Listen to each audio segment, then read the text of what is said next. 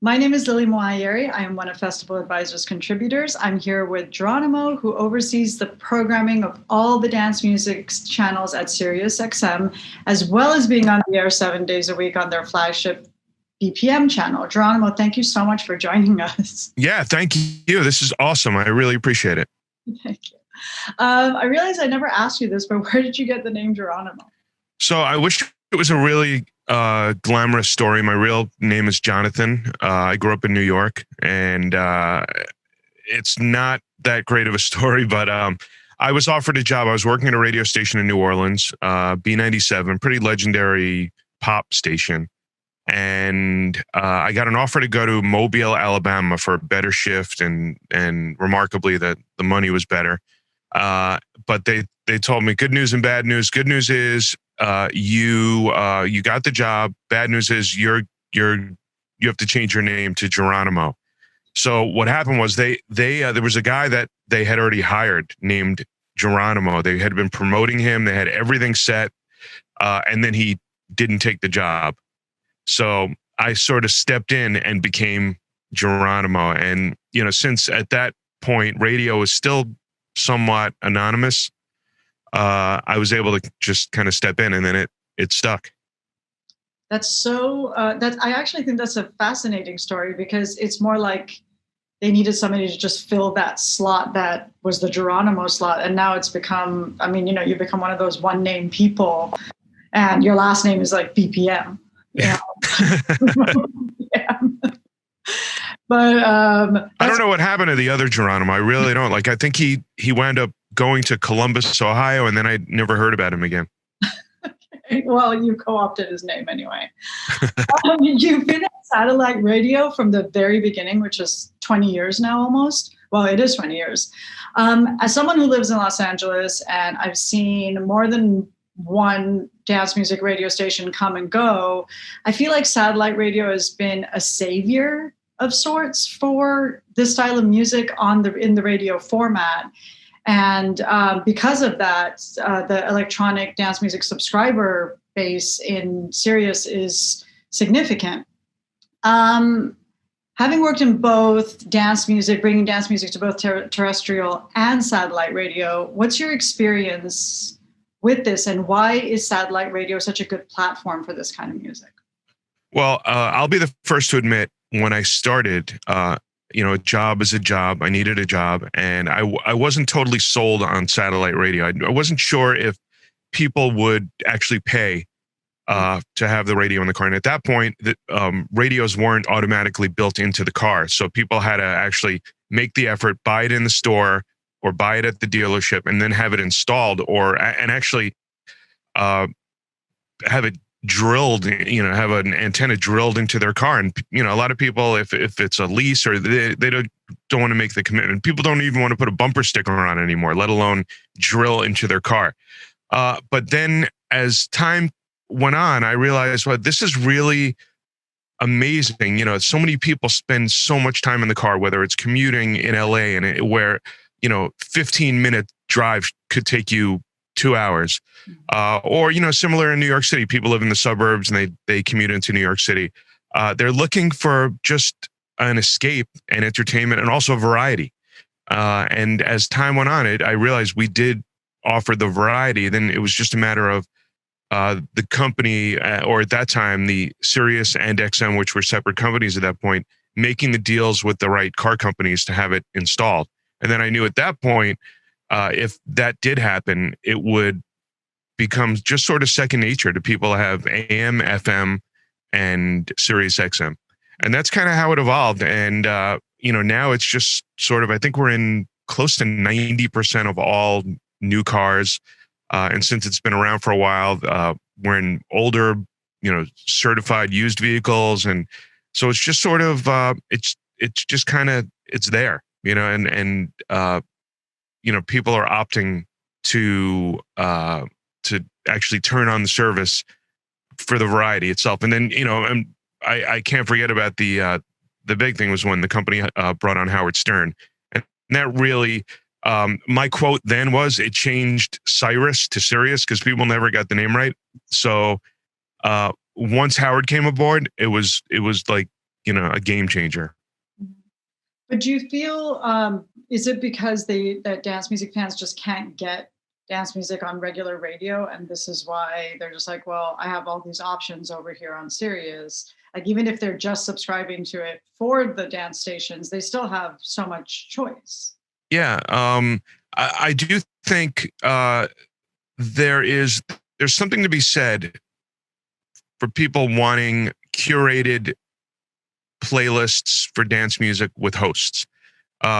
Clearly it's available on the internet. There's many places to get it. But our channels, for the most part, are hosted. We have presenters. And I think not that people want to be told what to like, but I think it's definitely helpful to have hosts. But in getting back to your question, it's odd because so many people love it. It's more of a lifestyle. It's very much like hip hop. It's just, you live it, you breathe it. There's almost like a specific language when it comes to dance music. There's when you go out to the festivals, you see there's certain types of clothing people wear, and it really is a lifestyle. And it's kind of surprising that it's a genre that hasn't worked for the most part on local or terrestrial radio. I worked at KTU New York. That was a successful station. They've kind of gotten away from dance music, and they play more of a variety and adult contemporary. The stations in LA tried it. It hasn't worked for the most part, and I think it's because of they have to sell commercials. We don't have the pressure of having to sell commercials, so we can really offer such a variety of channels. And some are gangbuster pop stations, and then others are more niche channels like BPM for dance music. Although, we see it, there's it's a massive lifestyle across the country, across the world. Yeah. That brings me to two questions. You kind of brought them both up while you were just answering that one. Do you feel like the fact that your audience is subscriber based rather than relying on ad sales gives you more programming and creative freedom? Oh yeah. Without a doubt. We're talking right now, and as we speak, we're doing this great festival, which is BPM empowered. It's an all women DJ lineup, which is really amazing. I don't know if it's ever happened like this to this size and scope of 40 DJs from around the world. Some are big names, some are emerging artists, and I don't think that's something that a terrestrial station would be able to do. I'm not that the concept isn't commercially viable. I just think because we have the freedom to do things like that, we can put on not only the big headliner DJs, but also the emerging DJs. And people want to hear a little bit of everything. Yeah. But you also broadcast from festivals, which brings the music to a much wider audience than those that are actually in attendance. And I want to talk about your festival also. What's been your experience broadcasting from festivals? Because you've done it from Ultra, from EDC, from Electric Forest, from the start. I mean, that's really something to be able to. The thing is that now with everything being virtual, the reach is now what you always have been doing.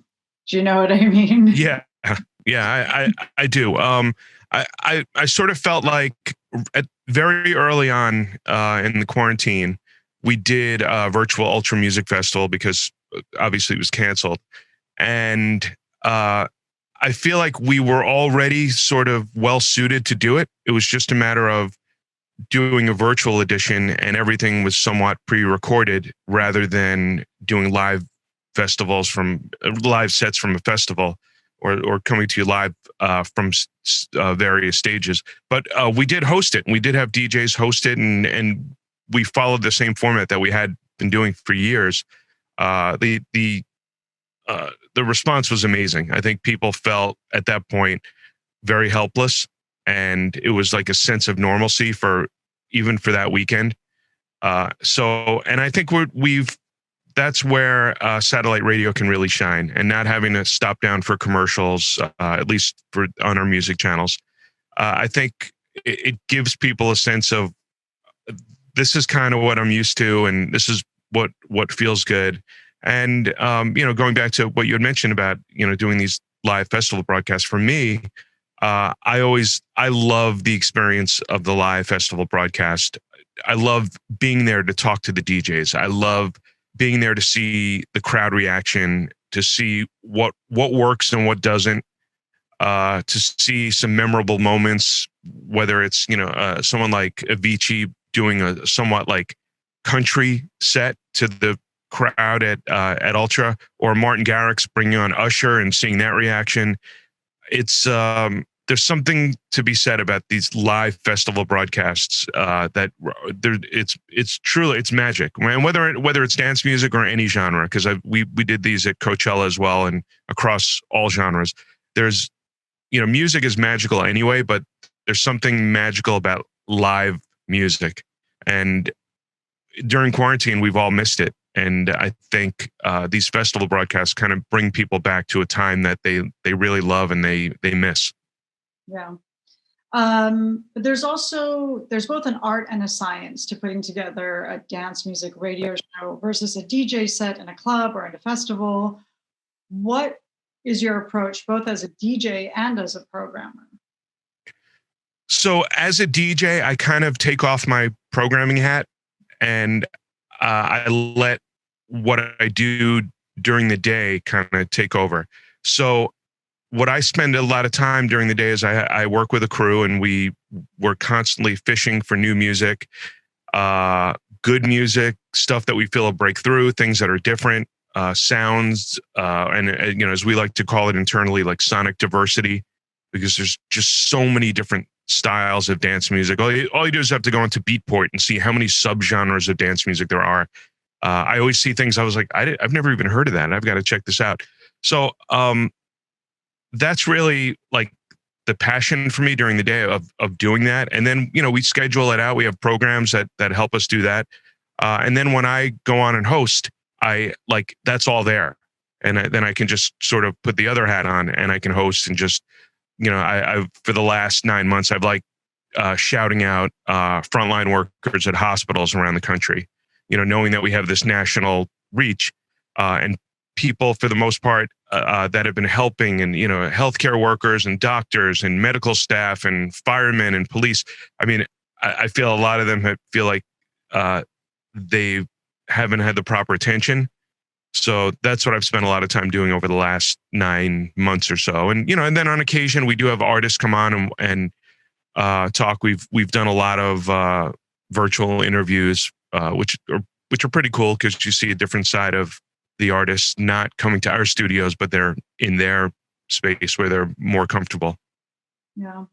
I feel like the one part of terrestrial and satellite radio that overlaps is this programming aspect of it, where, on terrestrial radio, you'll be like, well, I'm definitely going to hear this song X number of times a day and this song and that song.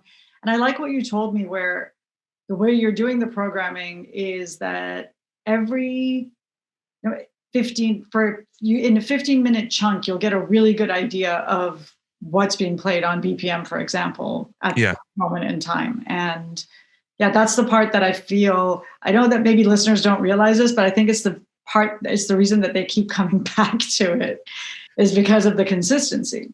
Yeah. And with consistency comes repetitiveness, and there's always going to be that complaint. But we want to make sure that it's a good combination of hearing things that you're familiar with and then maybe being schooled on some new stuff that's coming out. But like all entertainment, it's almost like a TV network. They're going to put their primetime stuff on at prime time. They're not going to bury Monday Night Football like at midnight. And it's just the bottom line, and that's good business. But it's kind of how you decorate the cake around the actual cake that really takes the cake, so to speak. So this weekend you have your first ever BPM empowered virtual festival that you spoke about earlier. This is the first time you're doing one that's yours and not a broadcast partnership situation. And you have an all-female lineup, which is so insane that I don't think any actual real festival in the real world would ever be able to get these amazing people together. It's just the scheduling would never work. And it's just fantastic to be able to have 2 days and then a rebroadcast of all these people in one place. Not only that, but you have a powerful list of women that are working in dance music, introducing these sets. How did this festival come about? What's the idea behind it? Are you going to try and do maybe more of these? So this is our fourth festival since the pandemic. The first one was Ultra. We also did our own festival on BPM, which was Disc Dance Festival. That was back in May. Then we also did a virtual electric zoo, which was the first time we ever did that, working with the zoo folks as a partner. But this is the first time we've ever come up with this concept of let's just empower the women of dance music that are DJs and hand over the radio station to them. I wish I could take all the credit, but so Rita Nasser, who programs the channel along with me, she is the brains behind this. We discussed the concept, and I thought, wow, we need to do this. And I kind of, she just went wild and reached out to all of these DJs around the world, whether it's like Alice in Wonderland and Anna Luno, Tiger Lily, Coco and Breezy. And, she wanted to get a true representation of different styles of dance music, whether it's house or even, drum and bass, trance, and just mapped out this incredible lineup of 40 plus DJs, and then said, all right, look, we got it. We're going to do this. Some of the DJs were like, I don't know, I don't want to be pigeonholed as just like a woman DJ. And Rita kind of let them know that it's not just about that. It's about empowering women that do this, that maybe should be a headliner at a live festival, but they haven't gotten that credit yet. So we just took it and ran with it, and it's turned into something really, really special. And I've been listening nonstop all weekend, except for right now. But there's also, I don't think people realize just how many women are in positions of power in dance music. And for somebody who's been in dance music for as long as I have, which is going on 30 years, there was a few people in the early days that were females in this space, but we're talking about 5 people, not that much. And now the most powerful people are there in the most powerful positions. And you've got a huge cross section of them helping out with this festival. And I love that because I feel like it gives the fans an insight into who's behind the scenes of the artists they love and the music they love. And that's also, I think, a huge special part of the festival that would never happen in a real life festival. Yeah, I kind of feel like things are going to start to change now. I really do. I think with how the world has changed socially, I really think that you're going to see more diverse lineups. I think it has to change. It has to happen. Maybe this is a good start. Maybe like us doing this shows that it can be done, and it's a real, legit, amazing lineup. And no disrespect to some of the big name male DJs, but this stands on its own, along with any other major festival from around the world. And it would be great, much like Lilith Fair or things that were big years ago and maybe aren't so big now. I think this could be sort of a renaissance of sorts. Lilith Fair was huge. Yeah, there's so many different female artists I've interviewed over the years that'll tell me, oh, this collaboration or connection happened when I was playing the Lilith Fair and this person was backstage and I ended up talking to them. Numerous times I've heard that, which I never heard from another festival, so that's interesting that you bring that up. Let me ask you a totally random other question. Yeah. I know that over different parts of my life, listening to radio at different times, there were different DJs that kind of signposted that time of my life for me, where I always listened to them, or I always counted on them to introduce me to new music. And those chunks of my life are really marked by those individuals. Did you have a favorite radio DJ growing up, or somebody who had a huge impact on you that ended, now you're in the space yourself?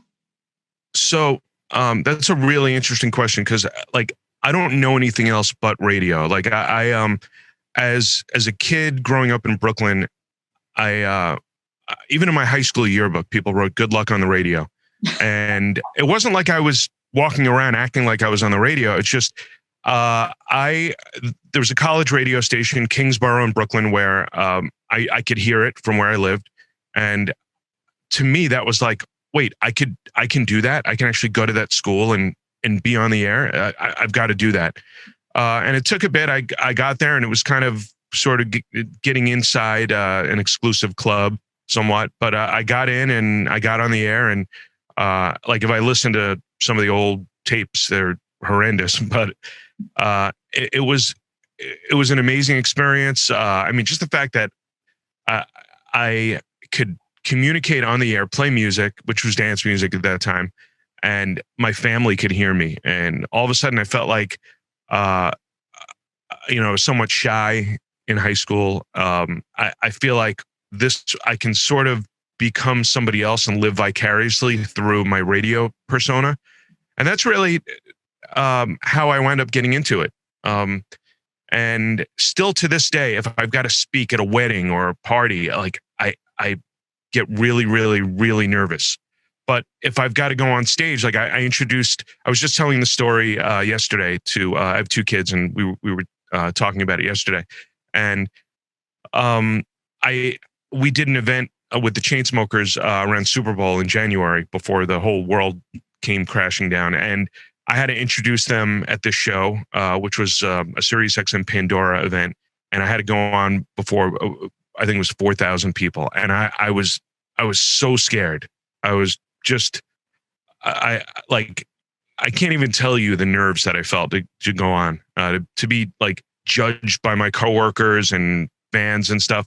But in the end, I'm still able to kind of hide behind, Geronimo, my radio persona. But it went well, and it was okay. But like going on the air is, to me, without having to see the audience, it's like second nature. It's not really that difficult. But getting back to, sorry, I didn't realize you were listening to Kingsborough before you actually went there.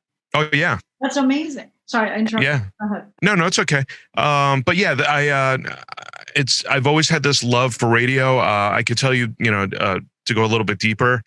I grew up in a one-parent household, and my mother was working and going to school, and I had an older sister who was out doing her own thing. So like radio was my companion. Radio was my best friend, and I would listen to it and try to act like I was one of the DJs. And I think in a lot of ways, growing up in New York, and it was pretty tough. I think in a lot of ways, radio saved me. And even my wife will say, "I'm surprised you like lived," and I'm surprised you like made it out. And maybe she's right, but it definitely it's definitely a huge part of who I am. So who do you always make sure you catch on a festival, Bill? I know you're actually at a festival, you're probably working, but I know that even now, after seeing so many people, there are certain DJs where I'm just like, this time for me in the festival is blocked off. I'm going to make sure I've already gone to the bathroom, that I've already eaten my food, that I've go get to that stage early so that I can get positioned, and I'm not going to miss this person ever. Do you have people like that? Yeah, I always try to catch the legends, the icons, whether it's like a Fatboy Slim or, for me, it's like seeing an Eric Prydz live is just amazing. Paul Oakenfold. And then some of the like more contemporary guys that are big names, whether it's Tiesto or Armin van Buuren. I like even the non-traditional DJs. Like I remember one year at Electric Zoo, Snoop Dogg was performing a DJ set. I was like, I gotta check this out. I want to see what he's doing. And I've seen some amazing sets, and I've seen some awful sets. I mean, I could tell you, I've seen Paris Hilton perform, and she's a legit DJ. Like, she really can DJ. She's studied the culture, and she does a really good job. Others, maybe not so much, but as far as like celebrities and people like that, she's a great DJ. But really, I always try to catch the icons, and someone like Cascade at Coachella, or some artists that it's a big moment for them in their career. I'd like to try to catch those sets. And even if I'm not there and there's some sort of video, I'll try to do that. Yeah.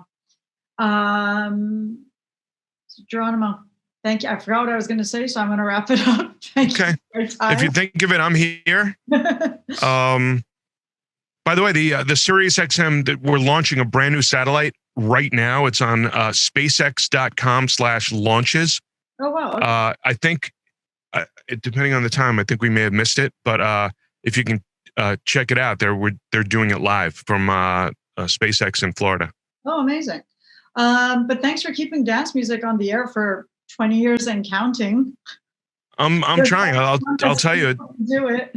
Yeah, it's sometimes it's a battle. There's been some great waves of like young DJs, like the Aviciis and the Alessos, and people that have kept it on the map and made it more palatable and commercial. And then there's other times where we're sort of in a lull for the mass appeal, and then it becomes a little bit more difficult doing my job. But I'll keep doing it as long as they'll have me. Thank you. Yeah, thank you so much. I really appreciate this. You're great at what you do. Thank you. Thank you. All right. See you soon. See you soon. Thank you. Bye. Bye-bye.